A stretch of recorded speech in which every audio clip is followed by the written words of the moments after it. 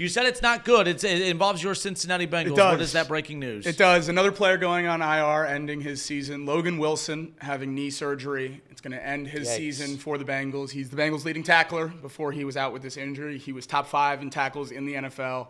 One, I guess you could say, bright spot on a pretty bad defense this season, at least statistically. So it's a shame that he's going to be out the rest of the year. It's an even bigger shame that this injury popped up during a bye week. So even more questions to ask about the Bengals. Obviously, the T. Higgins walk-through injury earlier this year. Now Logan Wilson out for the year with a knee injury during the bye week. So incredibly frustrating. The frustrations just keep mounting for the Bengals in Cincinnati. But shutting down players that have these ailments leads me to believe that maybe they're going to protect some of their guys. We talked about it on Chatterbox Bengals on Tuesday.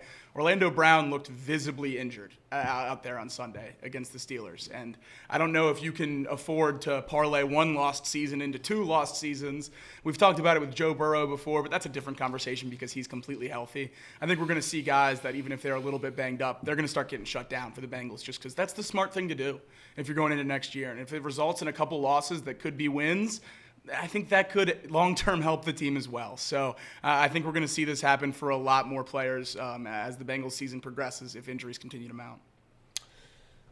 Has this been the most disappointing season ever? Yeah. I don't think it's close, right? No, it's not. Because even the other Bengals disappointing seasons of our lifetime, there were 0 expectations. Having the weight of the world on your shoulders, and this is what I was kind of talking about with the Reds, because it was kind of similar that you're coming off a season of expectations and hope, and the Bengals obviously coming off a season that you lose your quarterback and was disappointing, but you're coming back into the season with expectation and hope. And then you just utterly just drop the ball so hard. And it's not even that the offense looks bad, because that's what we're all looking for when we watch the Bengals. It's Joe Burrow, Jamar Chase, T. Higgins. That part's look great. That part's looked the best it's ever looked. And somehow that equating to 4 wins in 12 games, it's just so bad, man. It's so bad. I can't remember a worse season in my lifetime where I had such hope and optimism, and I've just been crushed every single week. Brutal. Absolutely brutal news.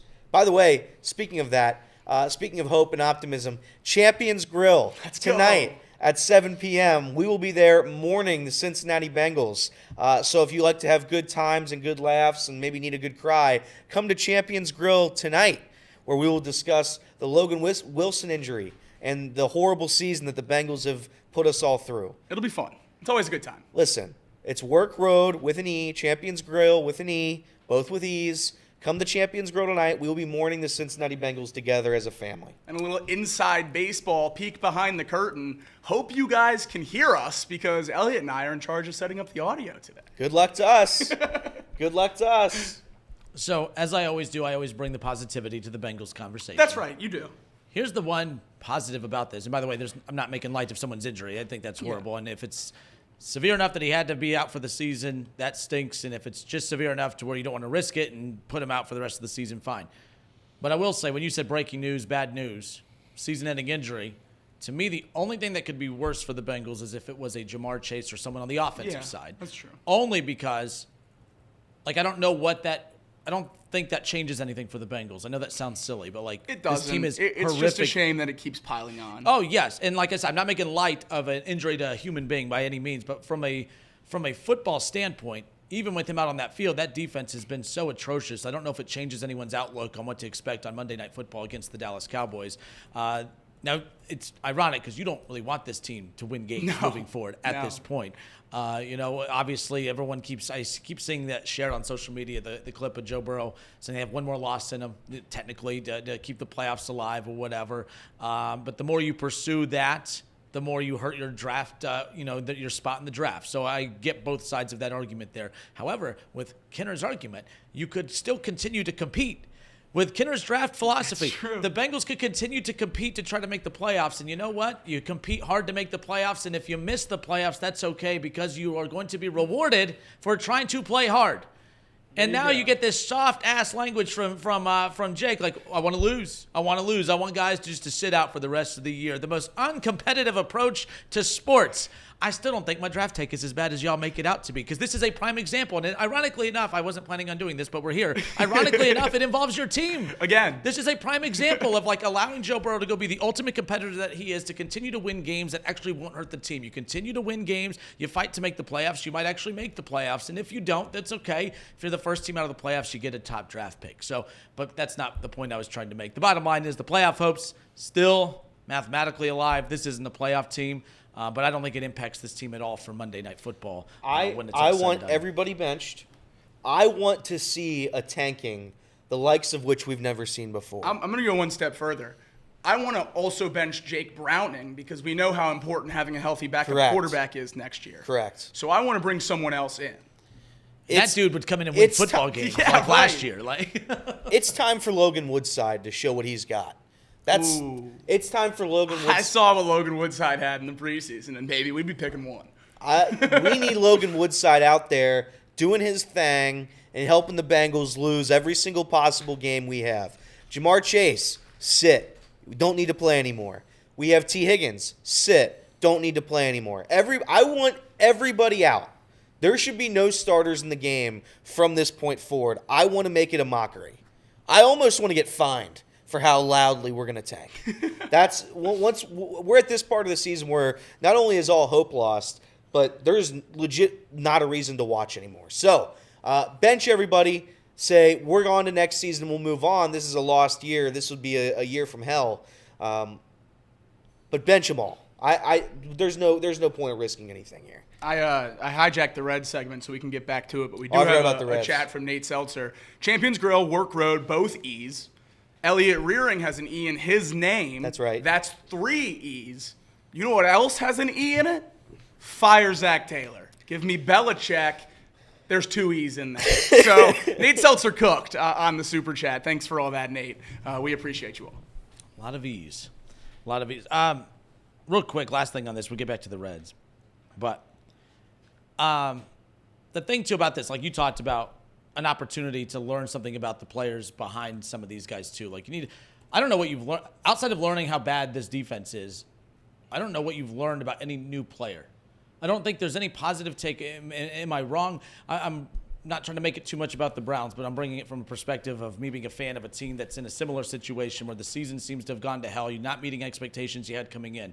But there is some positive takeaways if you're the Cleveland Browns organization, because Amari Cooper's traded, how bad this offense was to start the season. Cedric Tillman looks like a legit wide receiver. Jerry Jeudy, I think he's, an elite number 2 wide receiver at this point. I need to see more. Obviously, he's been very good throughout his career. He's shown signs, but this is the most consistent he's been. He leads the NFL in receiving yards since week 8. That's one of those weird baseball stats. I get that. But the Browns at least are getting answers about They're getting answers to some questions they had early in the season, heading into an offseason where they're going to have to make a lot of tough decisions. They may not have to make as drastic of a decision in the draft when it comes to wide receiver if Tillman and Jeudy are for real the way it looks like that to be. The other answer they're getting is Nick Chubb is awful.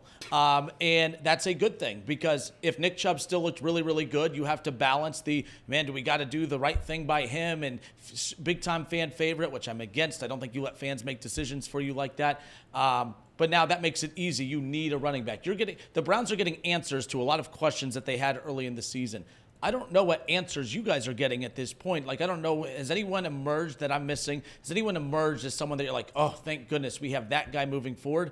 I don't think that has happened. And I'm not doing the Browns better than the Bengals. That's not what this is. I'm just saying when you have unfortunate seasons like this where you fall short of expectations, the second best thing to happen is sometimes opportunities arise for guys that weren't getting time early in the season, and now you feel good about that young star moving forward. The Browns have that with Jerry Jeudy and Tillman now moving forward.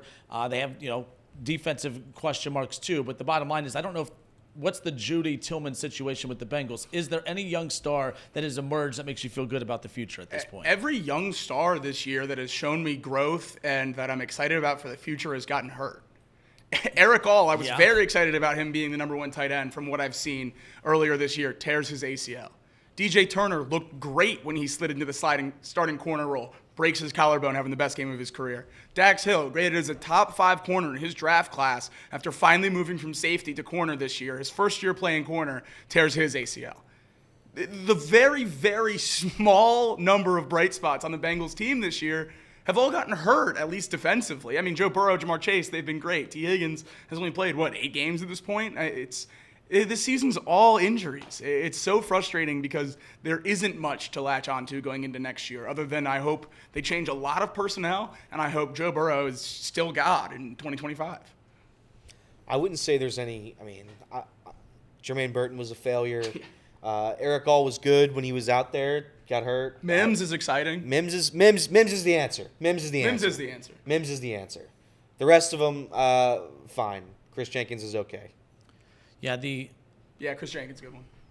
Yeah, from the wide receiver standpoint, I mean, the fact that he hasn't worked out, positive spin on that is, you need to address that then, because the in-between stuff, I mean, you're not giving up on Burton, I get that, but... Oh, no, I'm giving up on him. Oh, you are? Okay, and that's fair. I'm giving up on him, and so is the front office. But that's a decision, though. That's good, technically. I mean, it's good, but then you have to trust the same people who drafted that clown to draft somebody else. Well, that was a Taylor pick. That was a Taylor special? Yeah. Good pick, Taylor. God, why couldn't we get the other Taylor? Coach Taylor from Friday Night Lights. That's Coach Eric Taylor. Bring him home. I'm not going to sit here and say that I trust this front office to do what every other franchise is somehow able to do, and that's draft well and make good moves. So I can't sit here and say that, knowing we have to address a wide receiving position that's about to be eviscerated without T. Higgins next year, I wouldn't say I'm excited for that. We have to get a number 2 caliber wide receiver. No disrespect to Yoshi, but he's very clearly not that guy. Charlie Jones, respectfully, not even close to being in the conversation of being that guy. So then you have just Jamar Chase out there by himself. And I think that could work in some places, but you have to have some level of talent outside of Jamar Chase, and the Bengals have very little of it when T. Higgins doesn't play.